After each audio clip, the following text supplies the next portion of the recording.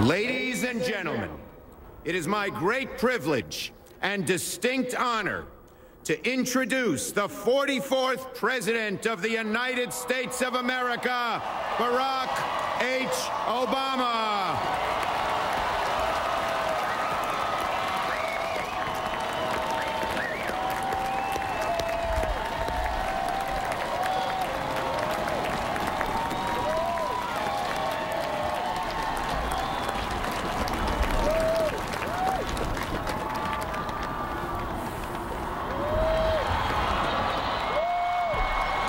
Thank you.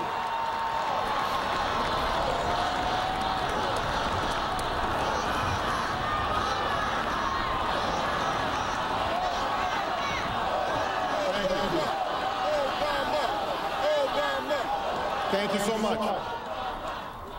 Vice President Biden, Mr. Chief Justice, members of the United States Congress, distinguished guests, and fellow citizens.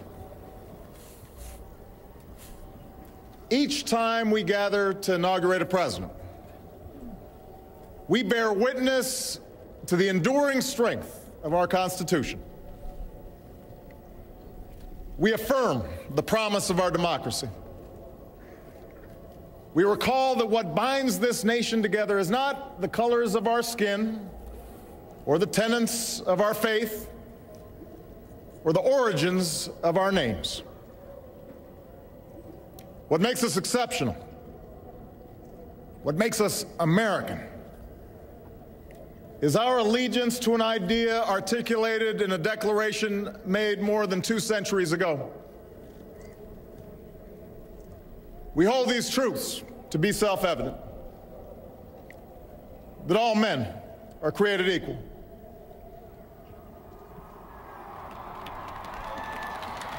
that they are endowed by their Creator with certain unalienable rights, that among these are life, liberty, and the pursuit of happiness. Today, we continue a never-ending journey to bridge the meaning of those words with the realities of our time. For history tells us that while these truths may be self-evident, they have never been self-executing. That while freedom is a gift from God, it must be secured by His people here on earth.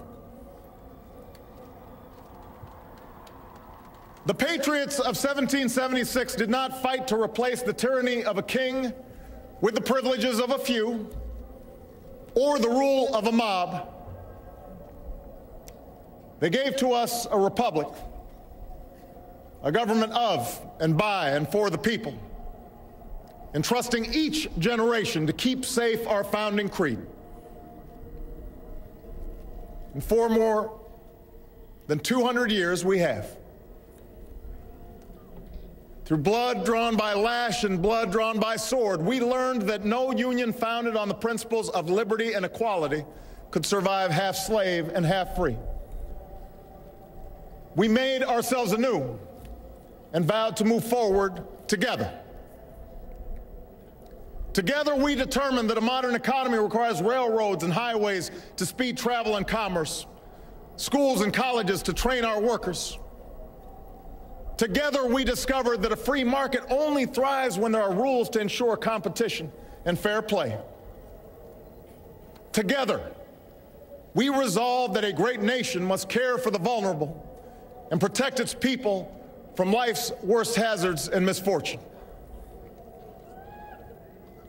Through it all, we have never relinquished our skepticism of central authority, nor have we succumbed to the fiction that all society's ills can be cured through government alone. Our celebration of initiative and enterprise, our insistence on hard work and personal responsibility, these are constants in our character. But we have always understood that when times change, so must we. That fidelity to our founding principles requires new responses to new challenges. that preserving our individual freedoms ultimately requires collective action.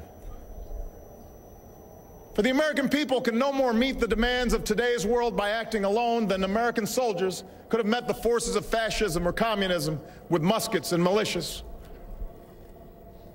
No single person can train all the math and science teachers we'll need to equip our children for the future, or build the roads and networks and research labs that will bring new jobs and businesses to our shores.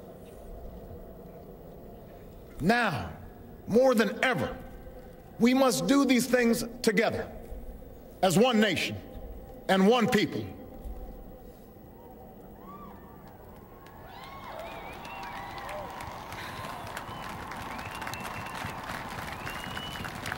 This generation of Americans has been tested by crises that steeled our resolve and proved our resilience. A decade of war is now ending.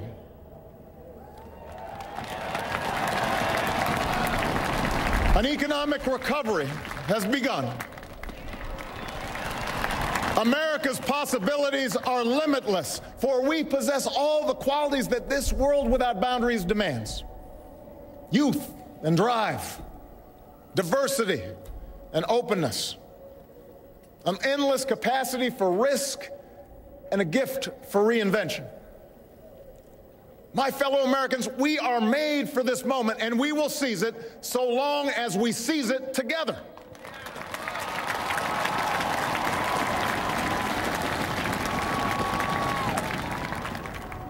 For we, the people, understand that our country cannot succeed when a shrinking few do very well and a growing many barely make it. We believe that America's prosperity must rest upon the broad shoulders of a rising middle class. We know that America thrives when every person can find independence and pride in their work, when the wages of honest labor liberate families from the brink of hardship. We are true to our creed when a little girl born into the bleakest poverty knows that she has the same chance to succeed as anybody else because she is an American, she is free, and she is equal not just in the eyes of God, but also in our own.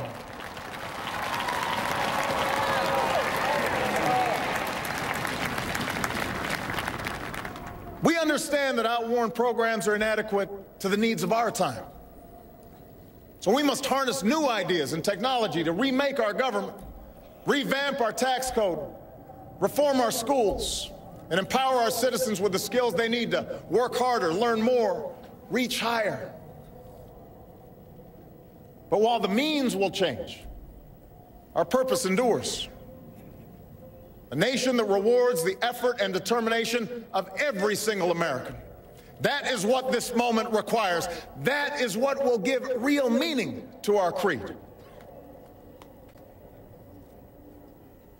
We, the people, still believe that every citizen deserves a basic measure of security and dignity. We must make the hard choices to reduce the cost of health care and the size of our deficit. But we reject the belief that America must choose between caring for the generation that built this country and investing in the generation that will build its future.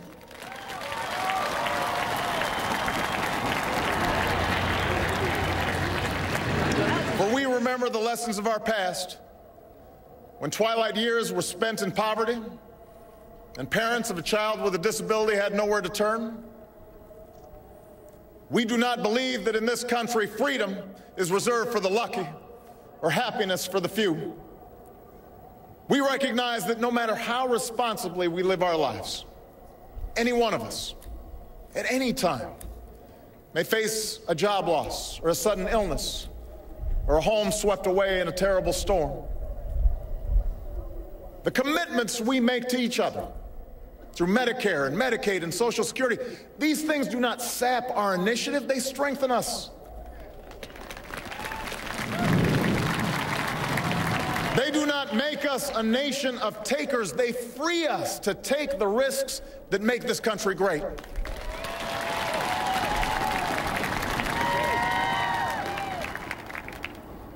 We, the people, still believe that our obligations as Americans are not just to ourselves, but to all posterity,